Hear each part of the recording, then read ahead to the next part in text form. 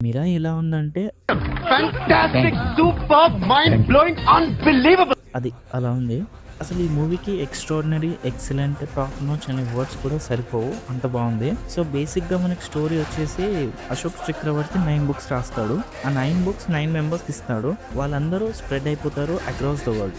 So villain ఆ 9 బుక్స్‌ని సొంతం చేసుకుందాం అనుకుంటాడు. ఆల్మోస్ట్ 8 బుక్స్ సొంతం చేసుకుంటాడు. ఆ 9th బుక్ సొంతం చేసుకుందా లేదా అనేదే concept. Teja acting is so good. ప్రతి ఒక్క సీన్‌లో ఎక్సలెంట్ పర్ఫార్మెన్స్. ఆల్మోస్ట్ చూసిన సీన్స్‌లో చాలా బాగా డెలివరీ చేసిండు. He proved himself once again. And the main lead Shreya screen time తక్కువ ఉన్నా ఆమె లేకపోతే మూవీయే లేదు. బట్ పర్ఫార్మెన్స్ విషయానికి వస్తే చాలా బాగా యాక్ట్ చేసింది. కమింగ్ టు రితికా నాయక్, నేను ఫస్ట్ చూసింది అశోక వానంలో అర్జున కళ్యాణం మూవీలో. ఇందులో గుడ్ పర్ఫార్మెన్స్ చేసింది. యాజ్ క్యారెక్టర్ రోల్ పరంగా తను చాలా బాగా యాక్ట్ చేసింది. And she is very cute also. Full movie review కావాలంటే ప్రొఫైల్ కింద ఇచ్చిన చూడండి.